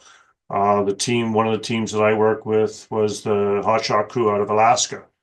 I don't even know how many helicopters and dozers and what we had. We had the camp, like I said, was 400 people. So that's a lot of resources. Emergency planning, right? So part of that is the hazard assessment. which is big, which is what I come out and do. We do a hazard assessment, so to help you help us. Vegetation management, which also talked a lot about, pruning, planting fire resistant species and different stuff like that. Legislation, I'm not sure 100% on that yet. It's still new. It is becoming more and more into the legislation to reduce the loss for forest fires. Bylaws, Red Deer County has the fire bylaw in place for fire pits, burn permits, different stuff like that. I know it actually is, as far as I know, the Chief Boussier is actually rewriting the bylaw and different stuff like that. Interagency cooperation, which is what part of this meeting is for, with our ag division, the fire division, special guest speaker coming in. And then the cross training. I hope that our ag department will get a better view, get an understanding of how FireSmart worked with the wildland urban interface. And as always, they can contact me if they do have any other questions about it. Now I know we talked about the ignition zone. So the 0 to 1.5 meters is the immediate zone around the house or any structure. The intermediate zone is the 1.5 meters to 10 meters. And then the extended zone is 10 meters to 30 meters. So that immediate ignition zone, this is the spot that's most vulnerable. This is like the vents. If we look at the pictures, in the corner, we have the vent covers. We have trees and shrubs that are right up against the siding of the house and stuff like that. Most houses, use vinyl siding or cedar shakes on the roof and stuff like that. So it's time to start thinking about having non-combustible materials, the cement, the hardy board, siding, tin roofs and stuff like that. Clearing the vegetation down to the mineral soil right around the immediate area around the house. And then we go into avoid planting woody shrubs or trees, and if they're present, there you get into the pruning or maintain them. The intermediate zone, again, we're planting fire-resistant vegetation, non-combustible landscaping. We see a lot of places that they're firewood. They actually will pile it next to the house. That's the worst possible place you can do it, or underneath the deck. You're just asking for trouble if you do that. Trailers or recreation vehicles are parked up next to the house. Gravel pads, different areas like that. We've talked about, so fire pits is a big question in the county. In the bylaw, the fire bylaw, there is specific measurements, size of the fire pit, the wire mesh, clearing the area around it. We have one subdivision in the county, Woodlawn Hills, that actually has to apply for a fire permit for a fire pit. Every one of those that comes across, they actually come across my desk, and I actually go out and do a physical inspection on it to make sure it's meeting it, and then we're comfortable with that fire pit. This is where we get into the other trees. Spatial separation between the trees, 3 meters apart, branch to branch. And then the cutting up to 2 meters from the ground. So 6 feet, 6 feet from the ground up, trimming it back, pruning it, getting rid of all the dry needles, the grass, not letting the branches pile up and spread on the ground. The ground cover fire is going to spread a lot quicker than it does in the trees.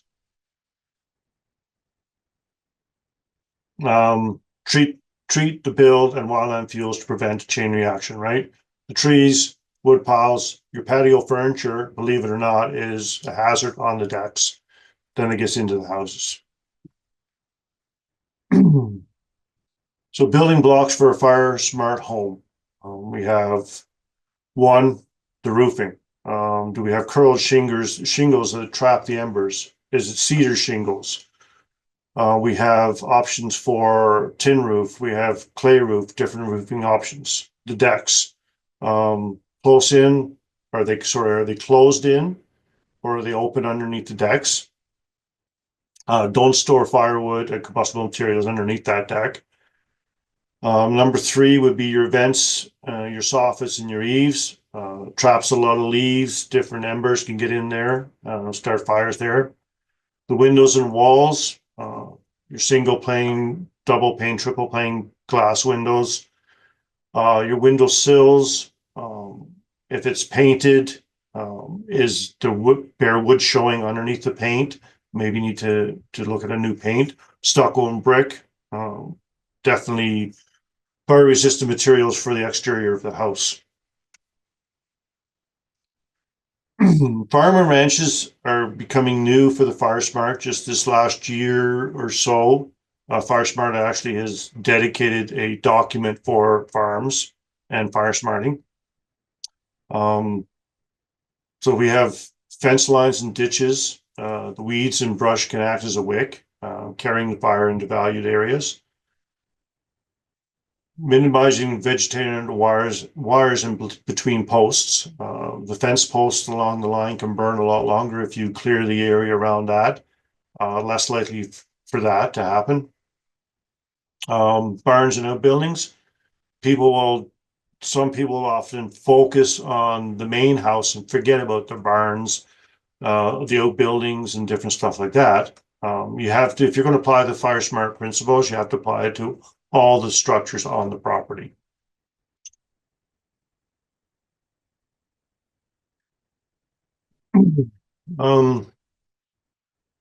Obviously with the drought, grass dries out. We know that in the spring, when the grass is brown and the temperatures are hot, we are susceptible to many grass fires. Obviously, if you have fires and stuff like that, you're calling 911, get us out as quickly as possible so we can stop the spread. And then you also pay attention to the fire bans and restrictions that go on regularly, and that's just to help protect. Now, I know we deal with it all the time. The West Country or the East Country, when the ban goes on, it goes on for the entire county. But we could have lots of rain in the West Country, but we have none in the East. So it's unfortunate, but that's the way the permit works. We don't have a set permit for localized areas of the entire county. Feed storage areas, hay bale storage. Where is that? Is it in buildings? Different place like that, because embers will get into that and can take out the whole stockpile of straw and hay. The blue sign. Everybody talks about the blue sign. That blue sign is how we find you. County has the free blue sign replacement. If it's faded, please contact county, and so we can get it replaced. If we can't find the address, we can't find you. The driveway. Lots of driveways are treed in. You have to remember we're bringing fire trucks in, and if the road is barely passable for a vehicle, we're not going to be able to get a fire truck in there. So, you know, part of that pruning and landscaping would be to open up those driveways to give us access to properties. Leaving gates unlocked. If you're aware of a fire in the area, we do have the right of entry onto any property in the county to give us access to the fire. But the more you can do to that, opening up the driveways, giving us access to different water sources on the property is really going to help in the big picture.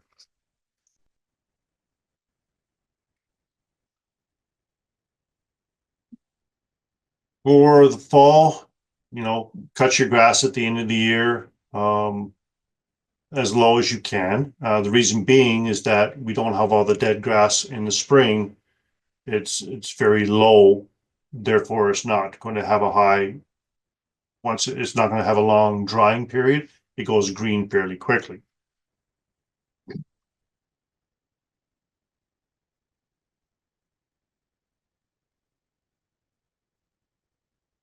So winter wildfires, even in the winter, the top several inches of ground can be very dry.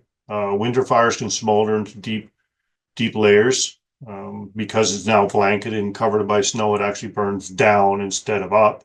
And in the spring, when the snow is gone, it now reignites with a big windstorm, a lot of times. If you do have fires, you stir it, soak it, and stir it again, and then soak it again to make sure it's completely out.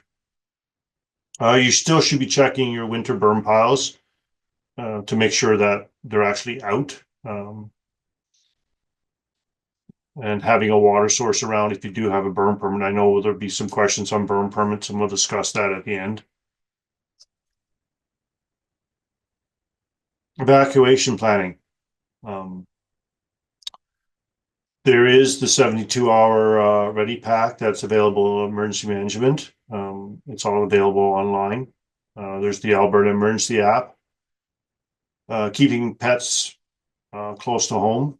And important documents, computer backups and stuff in your vehicle for evacuation. Medications and extra food, monies and credit cards for a quick departure. And keeping your vehicle fueled and operational.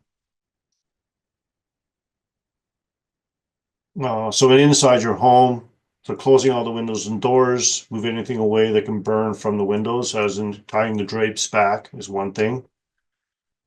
Filling the bathtubs and sinks with water, and attaching inside hoses. So with that, if we come in to do a fire protection system under the WUI, we set up our own sprinklers, our own water supplies, and our own power plants. And then we take care of all that. We will cover vents, different stuff like that, cover dryer vents, any openings into the house, we cover them with garbage bags and whatnot, and set up our sprinkler system. One is to stop any water from getting into the house, and two, any embers flying down into those areas. Sprinkler systems work really, really well. I think somebody had mentioned in the comments that the sprinkler system actually increases the humidity in the area around the structure, which then any embers that get there get trapped or are extinguished before even landing on the property.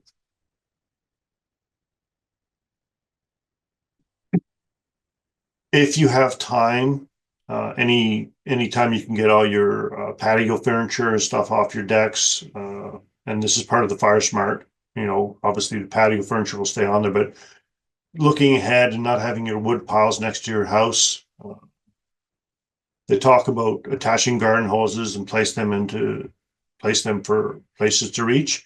If you're on a well system and the power goes down, then those water hoses are no good to us. We bring our own water and our own hoses. So anything you can do to clear out the area, if it's safe to do so. Your life safety is the most important thing. We want you to be safe. So thinking ahead now by the FireSmarting, you won't be running around last minute to try prior to an evacuation, trying to think of all this stuff to do, because you've already done it. For the farmers, livestock, the county does have a farm emergency plan. I'm going to let our agricultural department talk more about that, but that document will help the fire services greatly on all the different aspects of your livestock and what to do with them and whatnot. So I'm actually going to let our ag division talk more about that. Hop in. Did you want me to hop in right now to do that? Yeah, you might as well. Yeah, because it's a perfect time for it, right? Yeah. So I actually just popped the link of our fillable farm emergency plan in our chat. So anyone that's interested, you can view it there and literally fill it out. It's a really good plan to have and have posted on site. Even if you have a acreage property, this is a really great plan to use as well for that. And you can literally have it all set out there for you. And then that way, our protective services, when they get to your property, they can have access to it. And then also your employees, family members, they also know what to do in an emergency, just in case something's happened to you or someone that is in charge of the farm or acreage at that time. And everyone's on the same page and knows where to get information what to do with the animals in the case of emergency, how to handle certain situations, and it's all there. I would share my screen really quickly, just so you can kind of see what it looks like. But I don't want to take out of Scott's here, but take a look at that link, click on it and view it at your own pace. If you need any help with it, our protective services is there for you. We can give you a number for that. You can always reach out to us, or we would be happy to help you with those questions, anything that you need for that. But it's a fillable PDF for you and you have access to it. Any questions, always reach out to us. That's about it. Okay, thank you. Yeah, I reviewed it and it is a very in-depth document, and for us, the more information you give us, the better we can protect your property and your livestock and you. Again, fire smarting, the basis of it is helping you to help us. So assessing the fire severity, we have light fire, moderate fire, severe fire. So severe fire, obviously everything's completely burned and there's nothing left. It can get into the underbrush and underground and travel. It can actually travel underground and pop up in different areas. We've heard rumors there's still areas in Fort Mac that are still burning under the muskeg. So it can burn for a long, long time.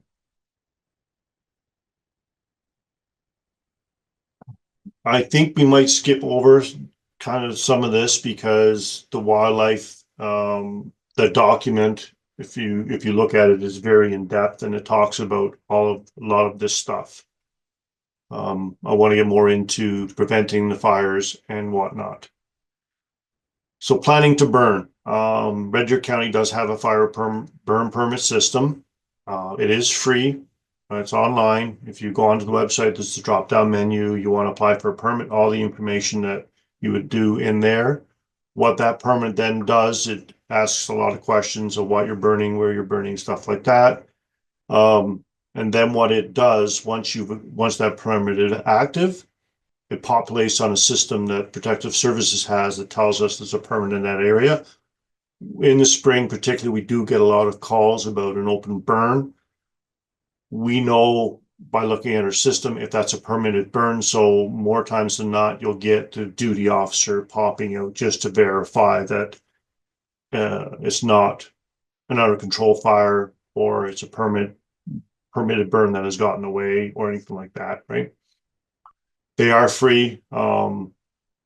We highly recommend, really not highly recommend, you need to be getting a permit. Because the option on the other end, if you don't have a permit and the fire does get away from you, you could possibly be billed for the resources that are needed to combat that fire. So if you're going to burn, get a permit. If there is a ban in place, that permit application will be closed. It'll be locked out. You will not be able to apply for a permit. And we have control of that at Protective Services. Burn barrels. Obviously, the one on the left is a no-go. The one on the right is okay. It has cement blocks. It has the mesh screen on top. It has the gravel around it. We don't have the grass right up to the bottom of the barrel. Again, in our fire bylaw, it's very laid out clear what are permitted for classified as a fire pit. If you have any questions and are unsure, then just get a hold of Protective Services and we can come out and have a look and say hey, yes or no, or give you ideas to make it better. Obviously, never leave it unattended. Somebody needs to be around it at all times. You're not supposed to burn. On our system, I believe, is 20 kilometers an hour. If it's at that wind level, then you're not to get a permit. I think that's kind of it. Open burning, obviously, a lot of our farmers like to open burn, and that's perfectly fine. But there are processes that you can put in place. Again, all of those are listed in the burn permit, and their questions are asked in the fire permit application. Even burning a field still requires a permit. You are supposed to have equipment on hand to deal with it, whether it's a disc or something along those lines, or a water supply. Check the weather. If we're going to have some warm temperatures, it's probably not the best idea to burn it. Never leave it unattended. Again, if you are applying for the permit, it specifies that somebody needs to be on site at all times while that fire is burning.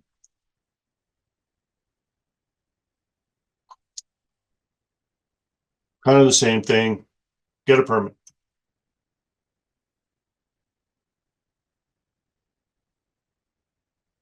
If anybody can't see a theme of getting a permit to burn, we really need you to get permits. It makes our life a lot easier. Off-road vehicles. A lot of the farmers have, side-by-sides, 4x4s. As you see, on average, 30 wildfires in Alberta started by off-road vehicles. Because the debris can build up in the exhaust and fall off, you're now trailing a fire starter along the way, ensuring your muffler and spark arrestor in good working order. You should be carrying a small extinguisher with you, and constantly checking behind you as you're driving. Can't stress enough on fire extinguishers. They work, and that's why they're so popular. You should have one with you at all times in your vehicles, in your off-road vehicles. They work. Are you insured against wildfire losses? I'm not 100% sure. The best way is to check with your insurance company. I know, just from talking to different insurance agents, following the FireSmart process and having an agent come out and look and talk about the different wildfire protections that you've put in, you can probably get a policy change or something. But again, that's a question for your insurance company. Living costs while you're displaced. I know the government have the Red Cross and different options to financially try to support you while you're away, right? Coverage for farm resources at risk. Again, these are questions for your insurance company.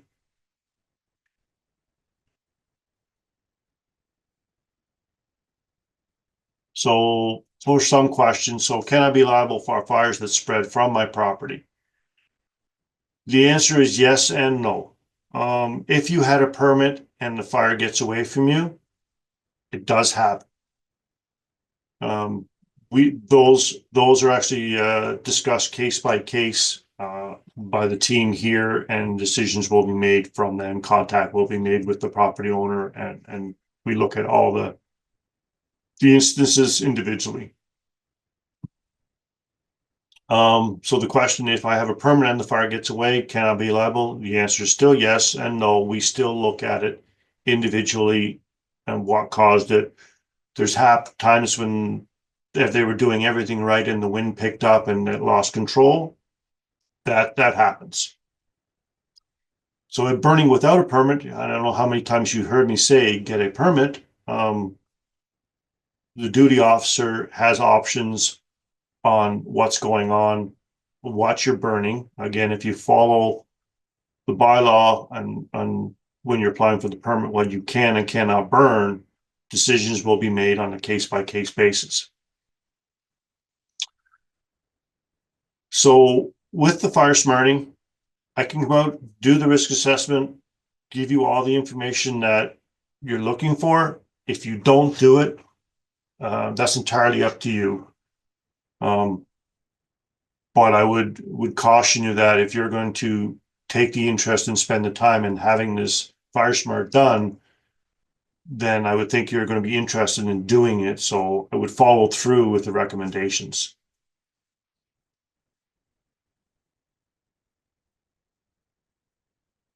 Again, FireSmart is voluntary. There is no cost to do the assessment, but you're not obligated to make any changes.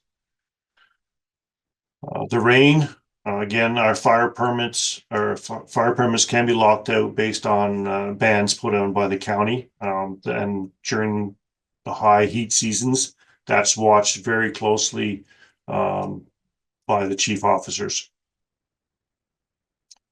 Holdover fire, again, I talked about some burn piles you may have burned during the winter. The windrows have burned during the winter. May look out, but then we get wind that hits it just at the right angle. It will actually flare it back up again and or send it underneath into the smoldering underneath the surface and carry on from there, right?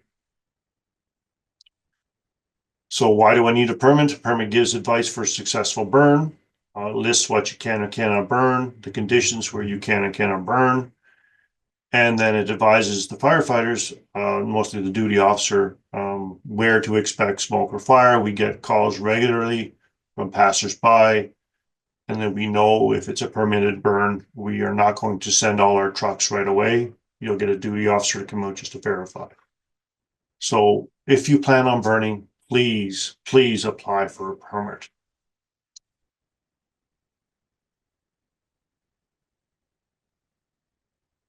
If you can only do one thing to prevent wildfire, is cut the grass as low as possible for that first 1.5 meters around your house. Get it as low as possible. The taller it is, the faster the grass moves. The less moisture in the lower part of the grass, and it's drier, and it's going to move quicker. If that's one thing you can do, is just keep your grass mowed. So some simple tips: mow the grass, move your wood pile away from the house, check the power lines. I know I just had a conversation with Fortis not too long ago about some branches on the power lines. They're more than happy to come out and assess the lines and or bring in the crews to cut the trees down. Just get in contact with them. Pruning your trees on your property. We had a lot of that information passed out. Planting fire resistive species. If you have a chimney wood burning fireplace, cleaning that twice a year, or at least twice a year. I would always clean it prior to firing up, and at the end of the season cleaning it again. Keeping your eaves and clear of leaves and stuff like that. And then fire extinguishers in the vehicles. I don't know how many people don't have them in their vehicles or in their houses. I do many fire extinguisher talks across the county, and I'm quite surprised that more people don't have fire extinguishers. They work. So now I guess is where we will look at any questions that you've had during the presentation.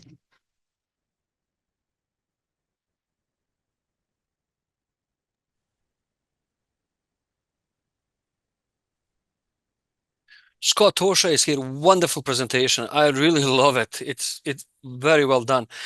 I have one quick question. I did a forest management plan on private property, and the person has an oil well on the private property and few other industrial area, and it was a heavy matted grass in that sense.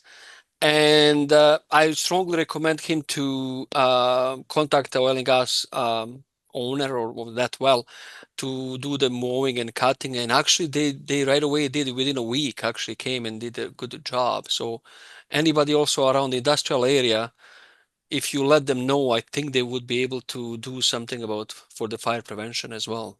Yeah, they will. Again, Company. it's because it's the same thing as protecting their infrastructure. If they don't know about it, they can't do anything about it. If you contact them, then they were really good, same as Fortis, of coming out and having a look and actually clearing what they need to clear.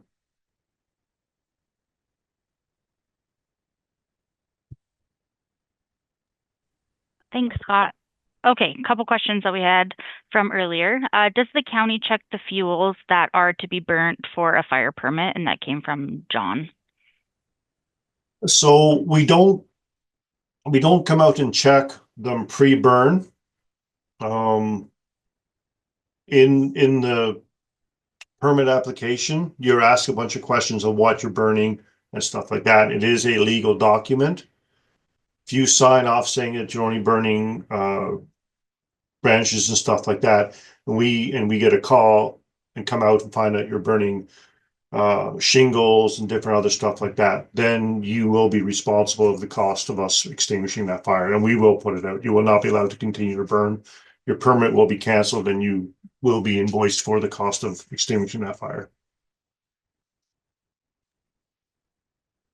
Thank you. Okay, this one from Jenna. Given that no-till farming practices leave more residue in the field, especially when using stripper headers that leave tall stubble, do you foresee any potential increase in fire risk associated with this farming practice?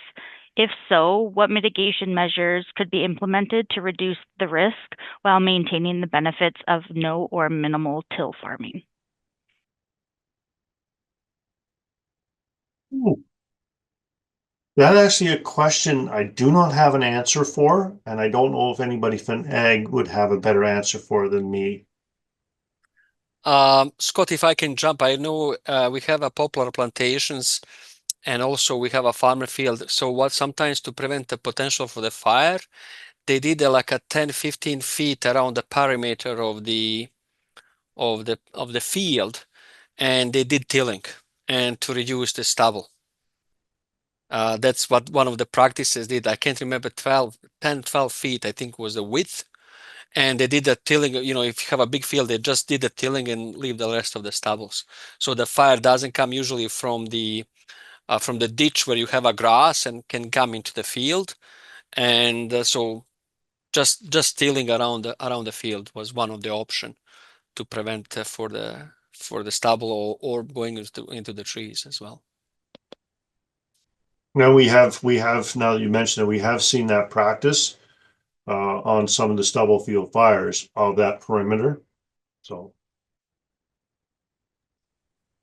And another one here.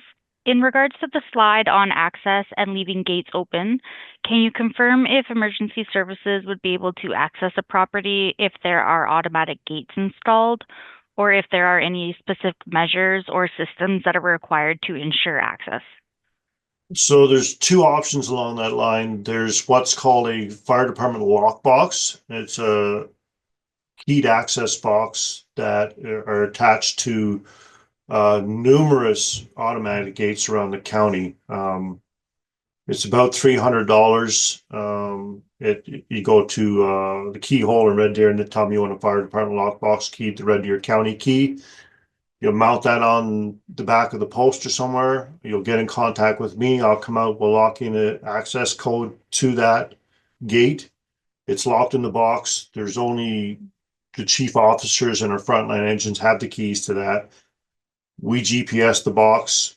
We've not had any issues with any of the boxes in the county, and we have literally hundreds of them throughout the county on private and on industrial businesses. If you don't want to go that option, we do have some training that we do internally on how to bypass some of these automatic gates. More times than not, that is, we have options to remove the pins to open the gates. We have options to cut the padlock on the box to put the gate into a manual bypass. So we have different options. Sorry, Scott, just to elaborate on that, where would somebody get that box that you're talking about? The keyhole in Red Deer, or Red Deer Lock and Safe are two places that it's a fire department lockbox. It's a, one sec.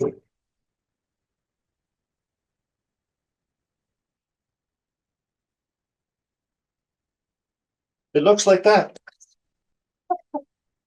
It looks like that, and then only, like I said, it's a specific key to Red Deer County key, and only chief officers have that key. It's a very robust box.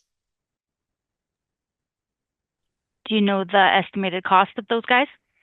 The last I checked, they're about $300 each. Okay, thank you.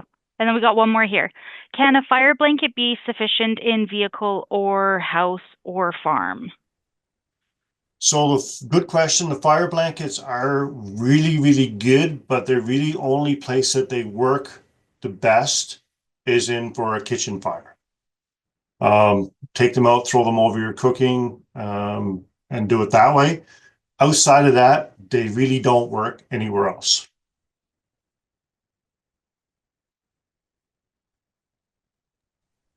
Okay, that's all I have for questions, unless anybody has a last minute one they want to throw up their hand for.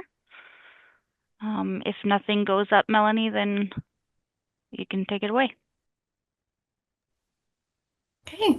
Well, I just really wanted to say thank you for everyone that stayed on with us. And we have learned some really incredible information here today, and I'm really excited for what we're going to take. I'm not going to prune now, but I'll wait till it gets colder. I took away a lot of really good stuff. The 3-way cut, the screwdriver test. There was a lot of good stuff here. And in our chat, we have lots of great links and resources for everyone there. So if you have any other questions, feel free to reach out to us.